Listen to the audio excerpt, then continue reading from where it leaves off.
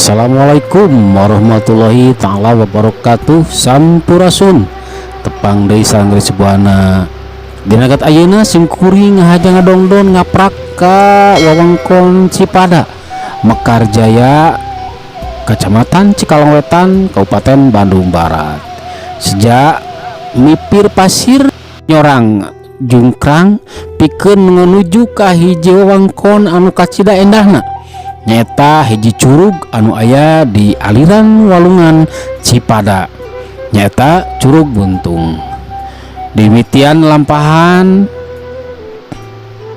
jalan aspal padesaan orang jalan babatuan nu pamustunganana nepi ka jalan satapak nuju ka Curug Buntung teh. Curug endahna luhurna cukup pikeun ngogo panutup anu ngilari kaendahan alam ciptaan Allah Subhanahu wa taala.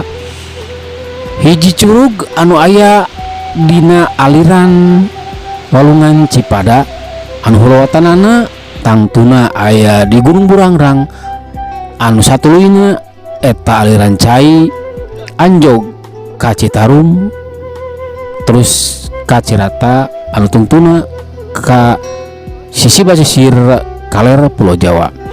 Dina lampa nu ayeuna rada berat tak sabarnama lantaran jalan anu disorang pikeun nuju ka ieu curug teh kaitung hara-haraeun.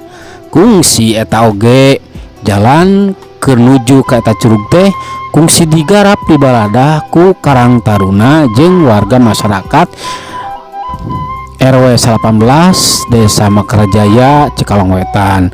Ngan ku sabaraha hal eta pangwangunan teh eta garap teh henteu tulus teu rengse, nya meureun alatan biaya anu teu aya atawa waragad pikeun ngagarapna anu teu cumpon. Ieu teh kacida pisan merlukeunana bantuan ti sagala pihak, utamina pemerintahan pikeun ngarojong kana kahayang cita-cita warga masyarakat bisa beureun ieu curug. Curug Buntung mibanda harti nyata tina buntung hartina pegat, cik salah saurang padumuk nyaeta RW naku sorangan nyaritakeun yen Curug Buntung teh hartina buntung atau pegat lantaran aliran cai di Cipada eta teh di walungan eta teh pegat atawa buntung palabadinya cai nyurug murag kalengkob anu aya di handapeunana. Ieu teh kajadianana tangtuna ribuan beureun bisa wae jutaan tahun kalarung. Alatan Cipada ngajadikeun atawa jadi salah sahiji wewengkon nu aya dina jalur patahan sesar Lembang. Hal ieu katingali pisan disabeureun curug abig-abig cadas anu nang tawing, katingali batu lalapisan jeung batu-batu galituk. Ieu sesa ngabuktikeun sesa-sesa sesar Lembang anu kajadian mangsa nu kalarung.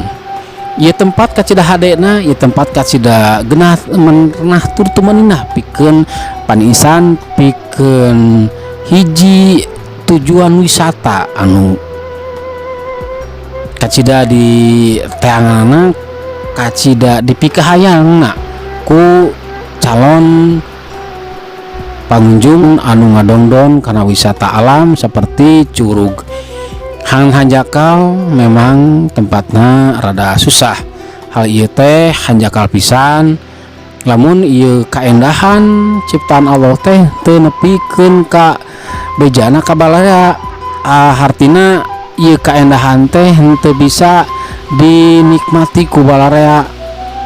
Alatan sabaraha hal tah meureunnan mudah-mudahan kahareupna ieu curug teh ieu kaendahan curug teh sing nepikeun ka ngahontal bararea loba anu ngadongdon neangan kating triman di alam seperti curug di Curug Buntung ieu.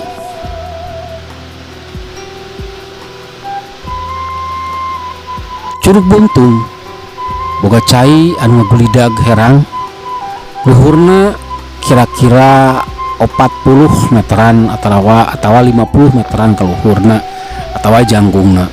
Cai nyurug langsung ke handap cek urang dinya mah cenah jerona eta leuwih teh aya kana 10 meteran leuwih malahan mah nepikeun ka da eta wae.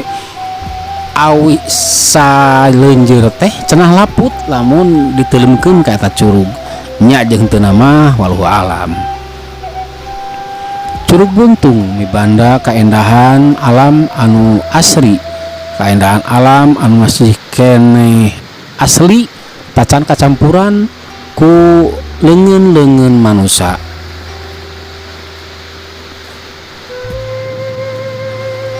Sora cai anu nyurug jeung ngaricikna sora cai anu ngalir jadi hiji kating triman pikeun jiwa-jiwa sukma-sukma anu midangdam katenangan, midangdam kating triman. Merenah pisan lamun dipake panisan pikeun miceun bang baluh kahirupan salila aktivitasna manusia. Harita Rizbuana datang kadinya dibarengan jeung warga masyarakat oge babaturan nu kebenaran aya di wewengkon eta meureun anu bisa ditepikeun dina agat ayeuna. Mudah-mudahan kapira urang sing tiasa tepang deui dina aprakan-aprakan anu salajengna. Wassalamualaikum warahmatullahi wabarakatuh. Sampurasun.